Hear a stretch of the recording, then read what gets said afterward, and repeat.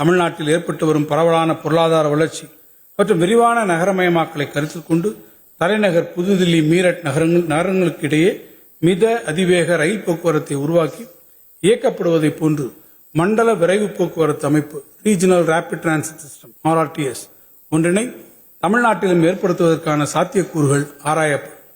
மணிக்கு 160 கிலோமீட்டர் வேகத்தில் இயங்கும் மித அதிவேக railway semi high speed railway அமைப்பினை பின்வரும் வழித்தடங்களில் உருவாக்கிட சென்னை மெட்ரோ ரயில் நிறுவனத்தால் விரிவான சாத்தியக்கூறு ஆய்வுகள் மேற்கொள்ளப்படும். 1. சென்னை செங்கல்பட்டு திண்டிவனம் விழுப்புரம் 167 கிலோமீட்டர். 2. சென்னை காஞ்சிபுரம் வேலூர் 140 கிலோமீட்டர்.